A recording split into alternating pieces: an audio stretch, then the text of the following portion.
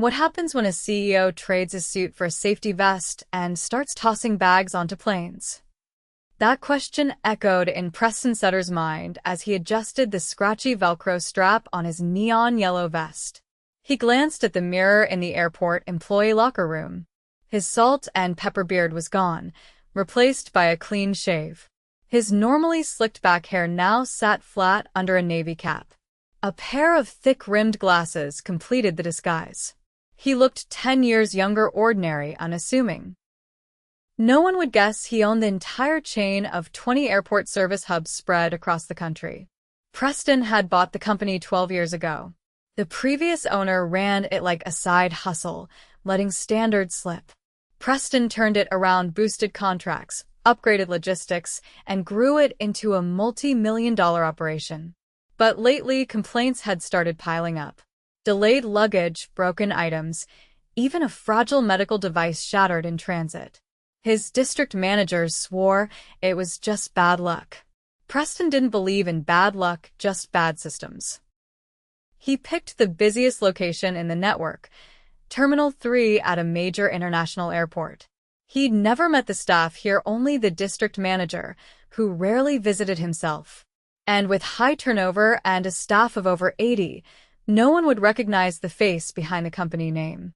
He introduced himself at the employee entrance as Paul, a new trainee shadowing for a week. The ground crew manager, a lean guy in his early 30s named Kenny, barely looked up. Yeah. You're the new guy.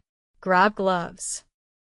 Stay out of the way, and don't drop anything. Preston followed behind him onto the tarmac, heat radiating off the asphalt.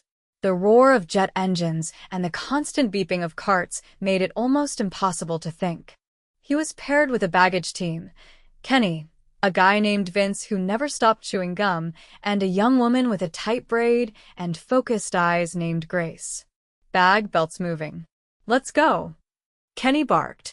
Preston jumped in, hauling suitcases onto the cart. He mimicked how the others did it, quick, rough, no hesitation. But he noticed something strange. Hey, Preston said, holding up a suitcase with a bright red, fragile sticker. Shouldn't this go on top or something? Vince snorted. You think we got time for that? It's all going in. Just chuck it. Then Preston watched in disbelief as Vince hurled the bag against the metal floor of the cart like it was a sack of potatoes. The corner cracked on impact. Dude, Grace muttered.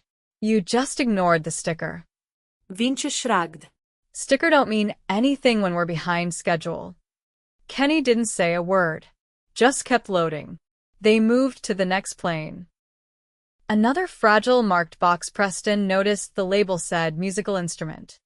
Vince kicked it to the front of the cart like it was a soccer ball. Seriously? Preston asked. Vince turned. Listen, newbie. You want to last more than a day? You shut up and move bags. Time's money. Preston clenched his jaw. He couldn't blow his cover, not yet. But his stomach turned. Later at lunch, they sat by the loading dock. Grace pulled out a sandwich, her uniform damp with sweat. Preston sat beside her. You always this careful with the fragile stuff? He asked. Grace looked down. I try. But the guys don't care. And Kenny won't say a word. I've reported it twice. They just say it's part of the job. Doesn't that bother you? Of course it does, she said. A woman cried last week because her grandma's ashes came back in pieces. I felt sick. But what can I do? I'm not a manager. Preston looked at her. She was young, maybe 24, but clearly cared more than anyone else he'd seen on the floor. Why haven't you quit? He asked. She gave a dry laugh. I'm saving up for flight school. This job's crap, but it pays better than coffee shops. Before he could say more, Kenny came around the corner, holding a clipboard. Break's over. We got a late plane coming in. Let's move. Back on the tarmac, Preston watched Grace gently place a cello case on the cart, while Vince and Kenny tossed bags like they were playing dodgeball. The moment that broke him came when a small pink suitcase, clearly a kid's, flew off the cart and hit the pavement. One of the wheels cracked off. Ah, well, Vince said. That kid'll get a fun surprise. Preston stepped forward. That's enough. Vince looked up. You got a problem, newbie? Preston stared at the suitcase, then back at him. He felt something boiling in his chest. Yeah. I do. But he bit his tongue. Not yet. He needed to see more. He needed proof. He needed to be sure that what he saw wasn't just a bad day but the culture. He walked in silence back to the depot, fists clenched. This wasn't just careless, it was cruel. And it was his company. He'd be damned if he let it stay that way. By Preston's second day on the tarmac, his arms ached deep into the bone. His back throbbed every time he bent to lift another overstuffed suitcase, and the soles of his boots felt like they'd been filled with concrete. He'd spent years behind conference tables and on investor calls, not hunched over conveyor belts in the midday heat. But the pain wasn't the problem. The problem was what he saw when no one thought anyone important was watching. The morning shift started with a red-eye arrival from Montreal. Preston was assigned to offload with Grace again, while Vince and another handler, a tall guy named Darnell with earbuds in both ears, handled the outbound cart. Kenny was nowhere to be seen. Grace took the lead, working quickly but carefully, never dragging or dropping. Preston followed her pace. The belt jammed halfway through, and she crouched to fix it, her gloved hands moving with practiced precision. You know how to do all this, and you're not a lead? Preston asked. Grace didn't look up. Leads here are picked by Kenny. He promotes whoever makes his life easier, not who knows what they're doing. Darnell shouted over from the cart, not bothering to remove his earbuds. Hey, you two gonna finish that century, or what? Grace stood. We're halfway through. You've barely started. Darnell gave a lazy wave and leaned against the side of the cart. Vince tossed a duffel bag onto the top of a stroller, barely glancing.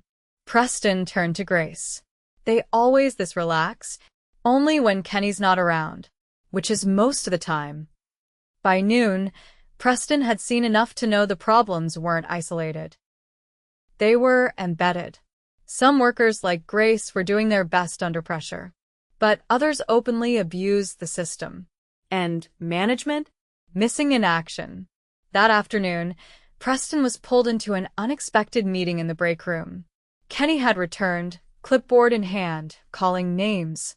All right, we've got a VIP client flying in. Some kind of music producer. JetBlue contract says priority handling. No damage, no delays. Grace, you're on the cart. Paul, you're on the belt. Don't screw it up. Vince chimed in from a vending machine. Only reason she gets the cart is 'cause she's easy on the eyes. The room froze. Grace's face didn't change, but her knuckles tightened around her water bottle. Kenny said nothing, just wrote something on his clipboard. Preston stepped forward. That's out of line. Vince raised an eyebrow. Relax, newbie. It was a joke. It wasn't funny. Don't get soft on your first week. You want respect down here, grow thicker skin. Preston looked to Kenny. You okay letting that slide? Kenny didn't even look up. Let's focus on the job. Grace walked out without a word. Preston followed her outside. She stood at the edge of the tarmac, arms crossed, eyes locked on the horizon. You all right? He asked. I've heard worse. Doesn't make it okay. Why don't you report it higher up? She gave him a sidelong glance. You think corporate cares about what happens in baggage handling? Preston didn't answer. That same shift, while loading the VIP's luggage, Preston saw Vince deliberately wedge a guitar case under heavier bags, despite the bright orange, top load only tag. Preston stopped him mid-motion. Don't even think about it. Vince rolled his eyes. You're seriously going to tell me how to do my job now? Grace appeared on the other side of the cart. He's right. That case is worth more than your paycheck. Vince shoved the guitar against the wall of the cart. Then maybe they should fly private. Preston stepped between him and the cargo. Put it on top. Now. The two locked eyes. For a moment, Preston saw something behind Vince's stare entitlement. not frustration. He wasn't just careless. He thought he was untouchable. Grace moved beside him, ready to help. Vince scoffed and walked off without another word, leaving the rest of the load unfinished. Preston turned to Grace. Does that happen often? Only when someone holds him accountable. By the end of the shift, Preston had made up his mind. Vince was more than a liability, he was a threat to the integrity of the entire operation. And Kenny's silence made him complicit. The final straw came later that evening. A storm rolled in, grounding 2 arrivals. Planes were rerouted, and the whole terminal backed up. There weren't enough staff to cover the crush of delayed luggage. Grace and Preston were asked to stay late. Vince was nowhere to be found. Darnell clocked out early. Preston and Grace worked straight through, soaked in rain, pushing carts and sorting tags by flashlight when the conveyor belt stalled. They were still out there when a customer appeared at the edge of the restricted zone, a middle-aged woman with tears in her eyes and a service dog at her feet. My son's medical bag was on that flight from Denver. Insulin syringes. They said it's here somewhere. Please. Preston turned to Grace. She was already rifling through a cart of luggage set aside for priority handling. Preston joined her. 10 minutes later, soaked to the skin, she held up the bag. Here. The woman clutched it like a lifeline. Grace smiled quietly and stepped back. Preston watched the exchange in silence. The next morning, Preston arrived early. He wasn't in uniform. He walked straight into the operations office, surprising Kenny mid-coffee. Kenny nearly dropped his mug. What the? Preston shut the door behind him. My name isn't Paul. He removed the cap and glasses. I'm Preston Sutter. I own this company. Kenny's face turned a shade paler. Sir, I didn't know. I know. Preston laid a folder on the desk. Notes, timestamps, photos. Everything he'd recorded over the past 2 days. You've allowed a culture of negligence, harassment, and outright insubordination to take root under your watch. That stops now. Kenny opened his mouth. Save it. You're done. Effective immediately. He walked out before Kenny could respond. In the break room, Vince was laughing with Darnell over a spilled coffee when Preston entered. The room fell silent. Vince. Vince looked up, confused. I saw everything. The way you treated coworkers. The way you handled customer property. The way you spoke to Grace. He stepped closer. You're fired. Security will escort you out. Vince stood, defiant. You can't just. I can. And I just did. 2 supervisors from another terminal appeared at the door, summoned earlier by Preston. They moved toward Vince, who backed away, muttering under his breath. Preston turned to the rest of the room. This isn't a punishment tour. This is a reset. If you're here to work hard and respect the people around you, you're part of the solution. If not, you'll be replaced. No second chances. He found Grace out on the tarmac, prepping a cart. She looked up, confused to see him in different clothes. You're? I am. She blinked. You knew. I watched. I listened. She didn't know what to say. You've kept this place running despite everything. Come with me. She followed him to the office. I want you to lead the floor team. Starting now. Full authority to report and recommend staff changes. Higher pay. Real opportunity. And when you're ready for flight school, we'll cover it. Her mouth parted slightly, stunned. I didn't do it for that. I know. That's why you're the one I trust. She nodded slowly, still absorbing it. Outside, the terminal was waking up. Another day, another 1,000 passengers, another wave of baggage. But something had shifted. It wasn't just about luggage anymore. It was about taking back what the company stood for. One cart, one case, one person at a time. Preston stood at the edge of the tarmac, arms folded, wind tugging at the collar of his jacket. The sun was just beginning to rise over the terminal roof, casting an orange haze through the jet fuel mist. A new shift was clocking in faces he hadn't seen during his undercover stretch. That was intentional. He wanted to see the operation during different hours, under different pressures. He wasn't here to make a brief appearance and vanish. Not this time. Grace approached from the far side of the lot, clipboard in hand, radio clipped to her belt. She wore the same uniform as before, but her presence felt different now, more grounded. Preston watched her stop briefly to speak with a handler whose cart had arrived with a flat tire. She didn't delegate it away. She helped the guy unhitch the trailer, flagged maintenance herself, and kept the line moving without delay. "You're early," she said as she walked up beside him. "Couldn't sleep. There's too much we still haven't fixed." She nodded. "I've been going through the night shift logs. They're worse than the day crew. Fewer eyes, less accountability. I flagged 3 incidents from last week. One guy left a cargo door open after loading. No one noticed until the pilot called it in." Preston's jaw tightened. "Run me through the roster. Who's running night ops here?" "Supervisor's name is Caleb. Been here about 7 months. Came from a different terminal." Preston motioned toward the staff entrance. "Let's talk to him." Inside the operations office, the lights buzzed overhead. A few empty coffee cups were stacked near the printer. Caleb sat at the desk, scrolling through a tablet. He looked up, slow to register Preston's presence. "Mr. Sutter," he said, standing half out of his chair. "Didn't expect to see you in this early." Preston didn't sit. "I've been reviewing incident logs from your shift. There's a pattern here I can't ignore. Mishandled freight, delayed carts, a missed cargo door lock. That's not weather or workload, that's procedural failure." Caleb scratched the back of his neck. "We've been short a few guys. A couple walked off last week. I've been picking up the slack." Grace stepped forward. "I've reviewed the camera footage. There were 3 handlers on duty during the cargo door incident.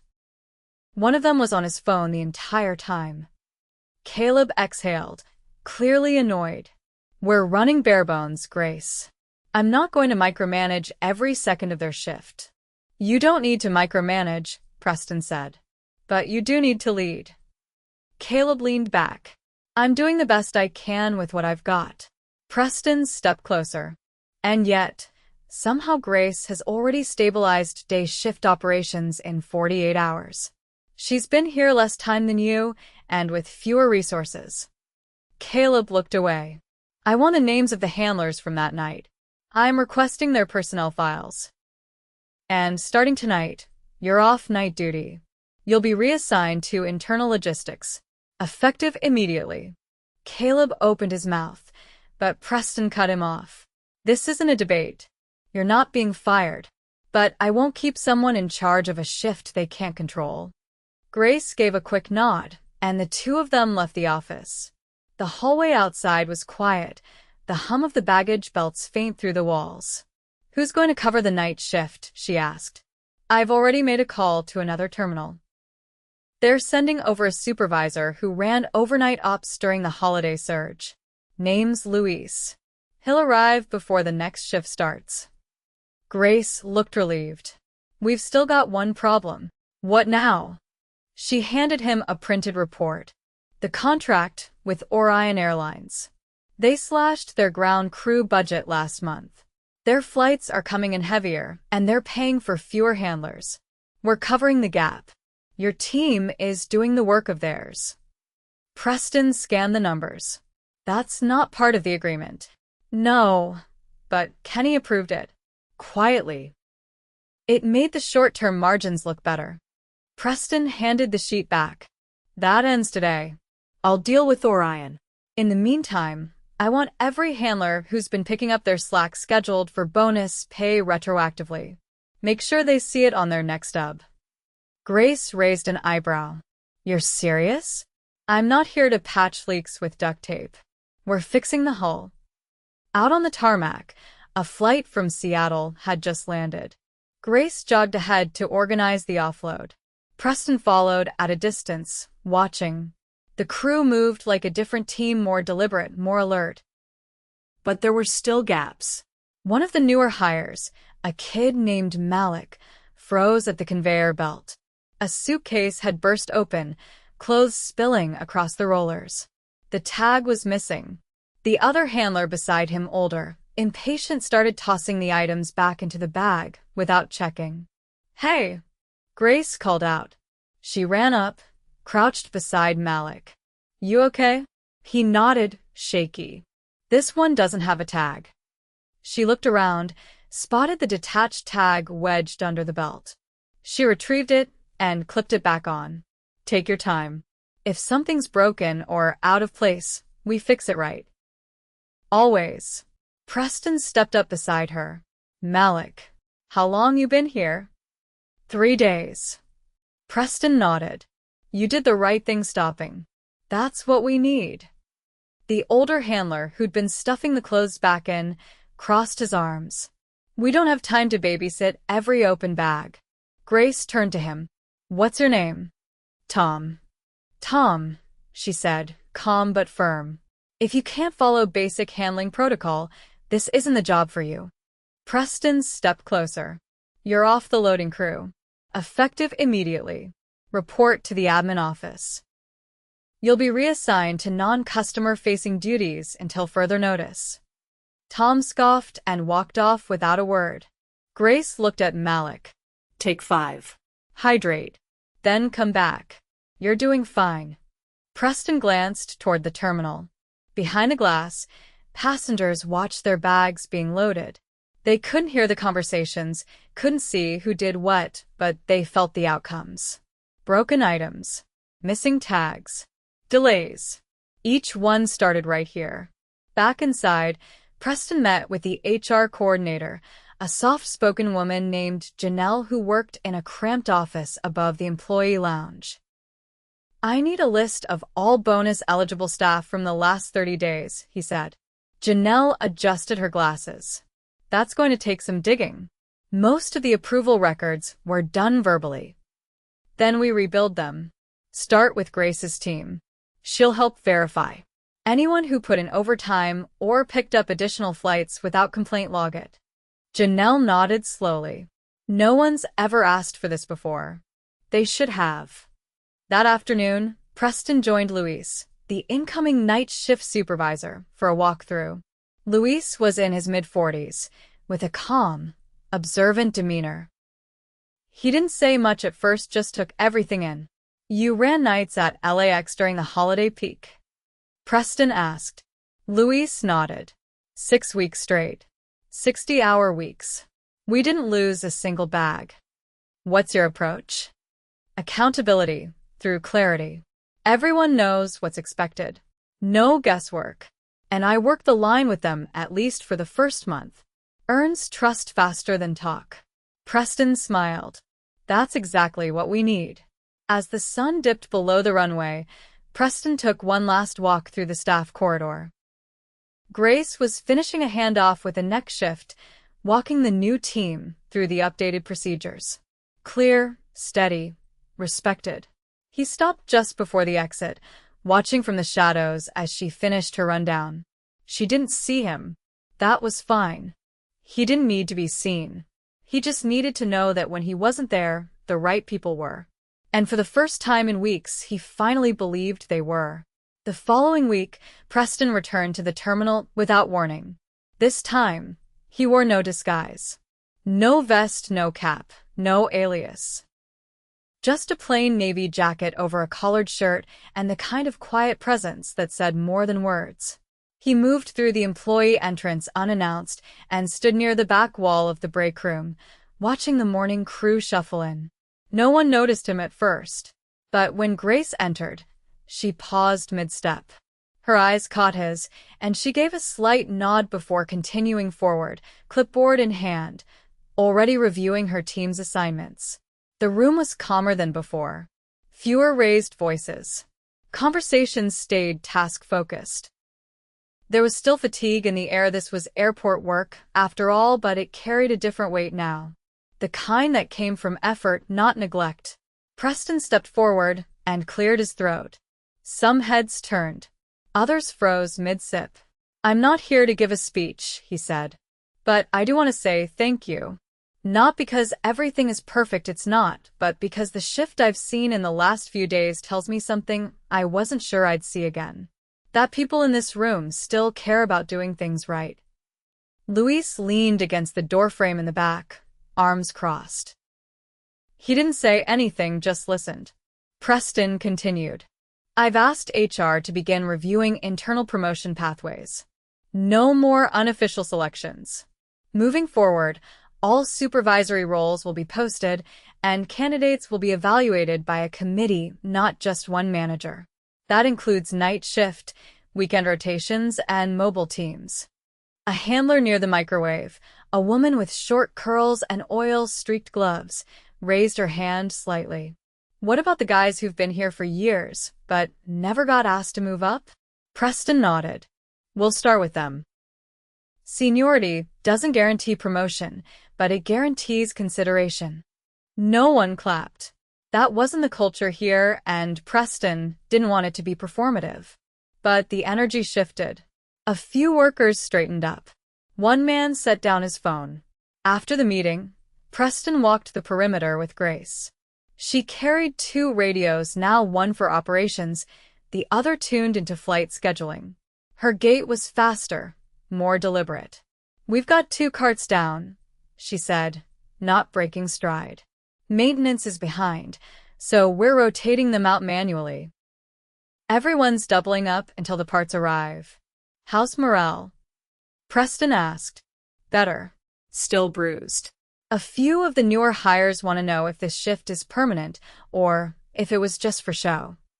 What did you tell them? That I don't know. Not yet.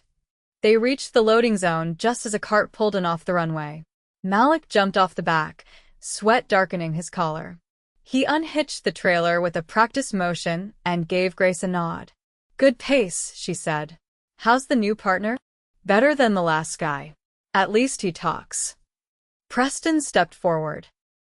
You still thinking about leaving? Malik hesitated. Was. Not anymore. I've never had a boss know my name before. That helped. Grace handed him a bottled water. He took it and disappeared toward the next flight. Preston turned toward the terminal windows. A family stood just beyond the glass, pointing at the baggage carts below. A little girl waved. One of the handlers waved back. It was small, but it mattered. Back inside, Preston met Janelle near the payroll office. She had a stack of envelopes in her hand.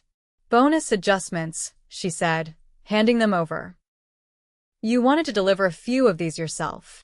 He took the small stack and flipped through the names. Grace. Malik. A woman named Erica who'd volunteered for 4 consecutive double shifts during the storm delay. All of them had bonuses added to their upcoming pay, with handwritten notes thanking them for specific actions. Preston found Grace near the admin trailer. He held out the envelope. She looked at it, puzzled. What's this? Recognition. Not for doing your job, but for doing it when no one else would. She opened it, jaw tightening slightly when she saw the amount. I didn't ask for this. I know. That's exactly why you're getting it. She tucked it into her back pocket and didn't say another word. Later that day, Preston met with a liaison from Orion Airlines in a small conference room near the front of the terminal. The man, mid-50s with a pressed tie and a harried look, sat across the table with a folder full of printed spreadsheets. We were under the impression, he began, that your team could handle a heavier workload for a reduced rate, given the volume we bring to this terminal. Preston didn't blink. Your impression was based on a handshake deal with someone who no longer works here. The liaison's lips pressed into a thin line. We're renegotiating. Effective immediately, we will only handle the volume outlined in the original contract. Any additional labor will be billed at emergency rates. That's going to cause delays for our morning flights. Preston leaned forward. Then you may want to hire your own ground crew. We're not running a charity. And we're not burning out our people to protect your margins. There was no handshake when the meeting ended. Just a terse nod and a folded briefcase. That evening, as the last carts settled into the depot and the sun dipped behind the tower, Preston walked the corridor one last time. Louise stood near the dispatch desk, checking logs with a penlight. "How's the night crew adjusting?" Preston asked. Louise looked up. "They're skeptical, but they're watching. And they're starting to match Grace's pace. That's all I need." Preston stepped outside, into the cool air. The wind carried the distant thump of turbines. A cargo loader beeped in the distance, backing into place. The airport never truly slept, but tonight it moved with purpose. He didn't need headlines or applause. The fix was never about ego. It was about restoring a standard that had been quietly eroded by shortcuts, silence, and the wrong people in charge. Now the right people had the wheel. Preston walked toward the lot, keys in hand, one final envelope in his coat pocket. It was addressed to Grace's flight school of choice. He'd mail it himself. Some investments didn't show up on a balance sheet. Some legacies were built one bag, one shift, one leader at a time.